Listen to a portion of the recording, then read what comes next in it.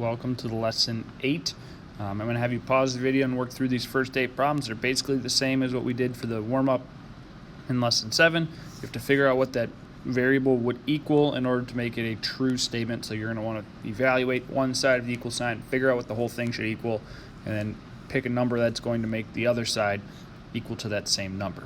All right, so pause the video, work out these 8 problems, and then come on back. Number 1, I know that 20 plus 30 is 50. I know 18 plus 2 is 20. So 20 minus what number equals 50? Well, I know 20 plus 30 equals 50. And minus a negative is like adding a positive. So in this case, y equals negative 30. Number 2, 10 divided by 2 is 5.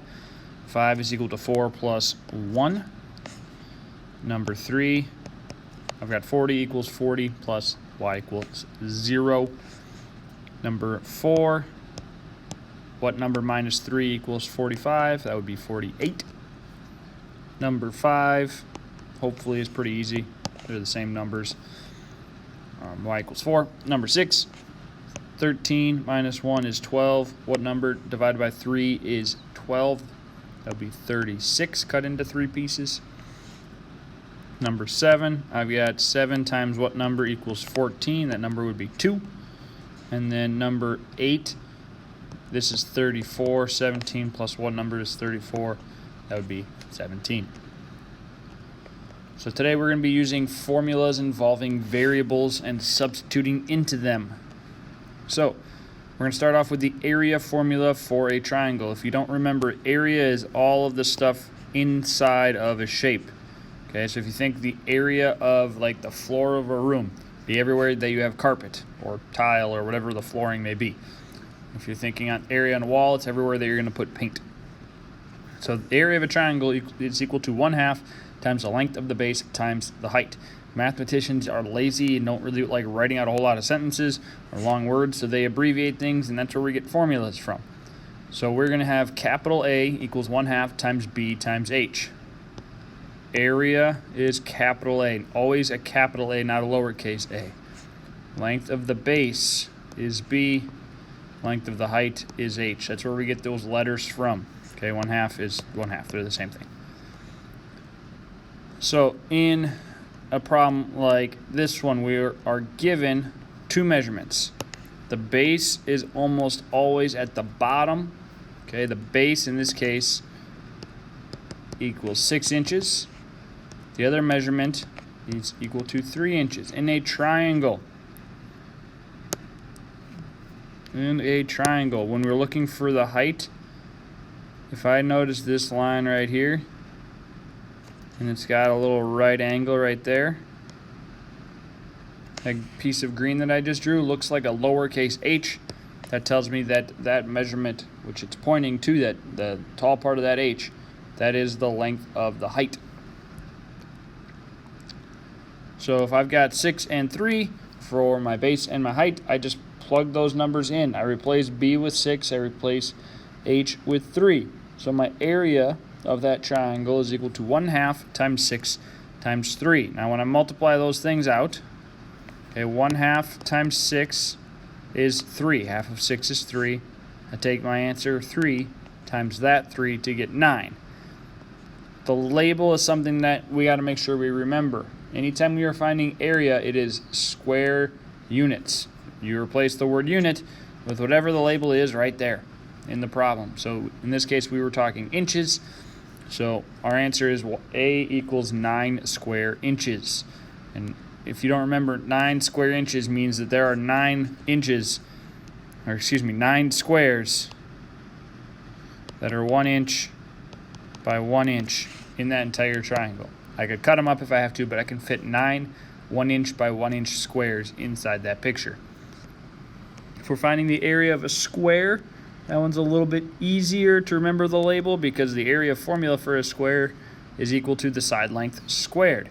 So in this case, if our side length is 4 centimeters, the area of the entire square is 4 squared. We need to remember what squared means.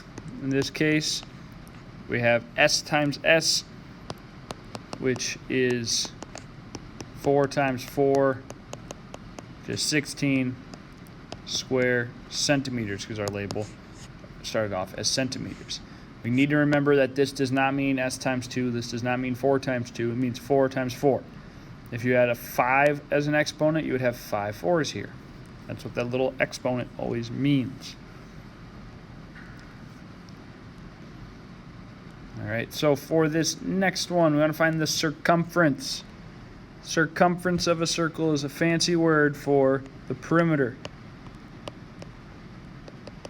If you remember the perimeter, if I can spell, perimeter, there we go. The perimeter is just how far around a shape is. So if I like cut right there and unroll everything, trying my best to trace, and then I realized I was taking a very long time, so I gave up on it. If I cut and then unrolled all of that from start to finish, that is my circumference. So the formula for circumference is 2 times pi times the radius.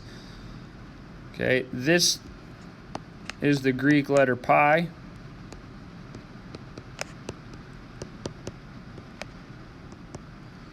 It's spelled like the food without an E.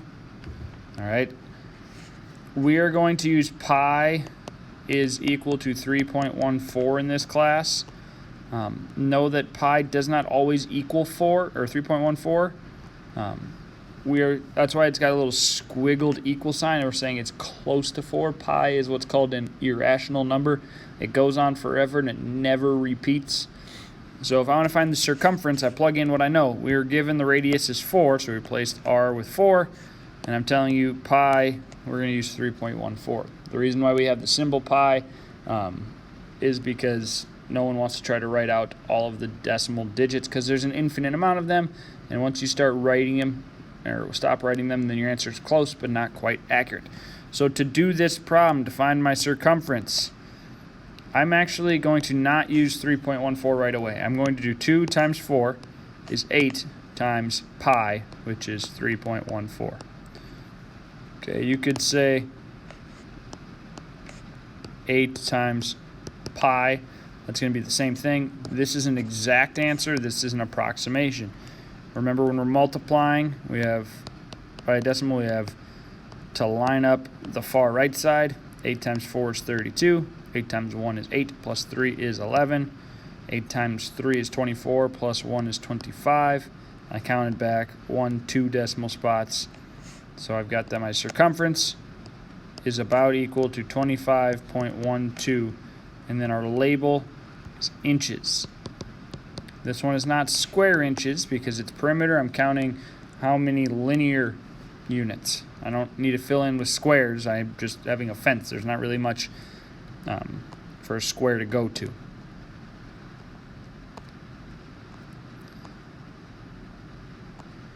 So in your workbook, which I guess I'll just have you do it right here in OneNote, you have 2 activities.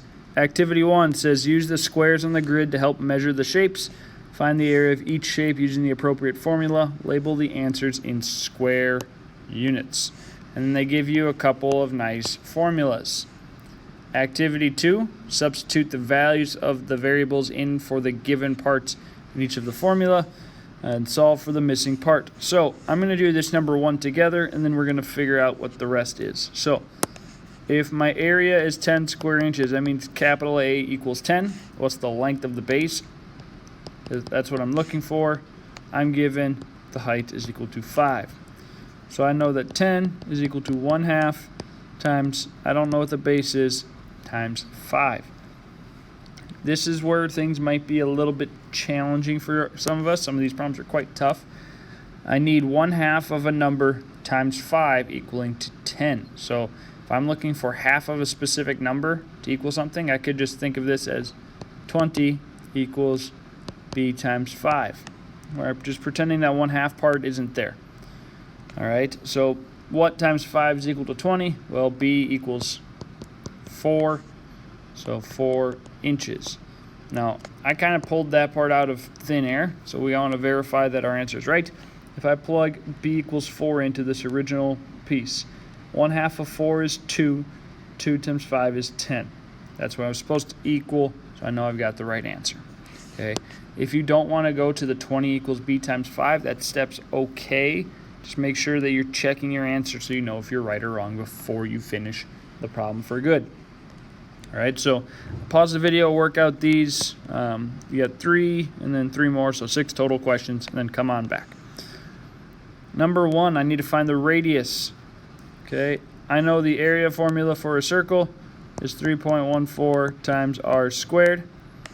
Well, radius is kind of easy to figure out in this case because I can just go over 1, 2, 3, 4 times. So my radius is 4. So my area is 3.14 times 4 squared. I know that 4 squared is 4 times 4, which is 16. So if I do 3.14 times 16 on the side here, line them up. 4 times 6 is 24. 6 times 1 is 6, plus 2 is 8. 6 times 3 is 18. Cross off the 6. 1 times 4 is 4. 1 times 1 is 1. 1 times 3 is 3. Add them together. I've got 5,024. So I need my area to be 5,024. My label, I don't have a label, so I'm just going to say square units. If they were giving me in inches, I would have square inches, square feet, square miles, square centimeters, whatever. Number 2, counting over the base from corner to corner. That's 1, 2, 3, 4, 5, 6, 7, 8. Counting the height from where it crosses there to the very, very, very top. 1, 2, 3, 4, 5, 6, 7, 8 again. So my area is 1/2 times 8 times 8. 1/2 of 8 is 4. 4 times 8 is 32 square units. All right, if you wanted to go ahead and try to figure these things out and count up all the squares, you should be able to. Now, for number 1, you're not going to be able to find 5,024 square units very, very nicely because, well, it's not the right answer. I forgot to do something. I didn't check my answer. I forgot to count back the number of decimals. There was 2 in the beginning, so there should be 2 at the end. Should have been 50.24 square units. So that's something that's going to happen to some of you. Make sure you're checking your answer. I noticed that I made a mistake once I got down to number 2. Because number 2 is like, oh, there's 32 squares. Okay, I could count to 32 inside that triangle or get close to it. And I was like, wait a second, I had 5,000 something before. Looking at the picture, there's definitely not 5,000 squares there. Go back and double check your work. My mistake was that I didn't put a decimal in. That's a very, very easy mistake to make, and I didn't have to erase all of my work to fix it. Okay, sometimes we have the mindset of if I made a mistake, I got to start all the way over. Sometimes it's true, not always. Okay, number 3, base is 1, 2, 3, 4, 5, and the height is 1, 2, 3, 4, 5, 6, 7. So the area of a rectangle is base times height. So 5 times 7 is 35 square units. Number 2, we're given the area formula right here. We kind of just have to decide what piece we're missing, right? We're missing the height. That's what makes that little h. So if the area is 30, like we're told in the problem, I've got 30 equals 10 times h. 10 was given to me for my base. So the height is going to be, well, 10 times what number gives me 30? 10 times 3. In this case, our label is inches, so we have the height is 3 inches. Number 4, again, we've got the area formula. We're missing the height. I know the area is 8 square inches. So 8 equals 1/2 times my base, which is 8 again, times my height. I don't know what that is. So half of 8 is 4. Gave the answer away. 4 times what number equals 8? 4 times 2, and our label again is in inches. And in number 4, we are given the area is 27, and we know that the area of a rectangle is base times height. We don't know what the base is, but we know the height is 3. What number times 3 equals 27? That would be 9, and our label is inches. Okay, for all of these ones, my labels were not square units. They were just the units because I'm not measuring the actual area for these. I was finding a distance that I could measure with a tape measure. All right, so for this next part, I'm going to do just the first problem with you, and then you've got just a couple problems to do, okay? So it says, use a table to find the missing side length of each shape. Both shapes in each problem are similar. I'm not really going to go through what that means technically. That'll come when you get into geometry. So use the variable x to represent the unknown dimension. So I'm told that these two triangles are similar, meaning they have the same type of measurements. They're obviously not the exact same measurements. This first one is smaller than the second one. But if I think of the same parts, okay, in this case, I could think of that as my base to, I'm going to say, a side. It's not my height, it's that slanted piece. I'll say base to side. Okay, first triangle, this base is 6, this base is 12. In the second triangle, in the second proportion, I started with the first triangle first, so I still need to start with the first triangle first. And that's going to match up with that piece. Well, 6 times 2 gives me 12. 5 times 2 gives me that x equals 10 inches. All right, so go ahead, pause the video, and then try to set these ones up and solve them, then unpause and see how you did. Okay, number 2, you could say top to top and bottom to bottom. Actually, go back. I'm going to go back to number 1 because I realized what I said and what I did aren't quite matching up. Okay, so I did base to side, and then I did triangle A to triangle B. It's going to make your life a bunch easier if you compared triangle A to triangle B. The rest of what I did is 100% correct, but based off of what I wrote in words, that wasn't accurate. So number 2, I'm not going to do top and bottom. I'm going to do trapezoid A. I'm just going to have that abbreviated as trap A and trap B. So one piece on trapezoid A is 9. That matches up with trapezoid B having x. And then trap A has 15, trap B has 5.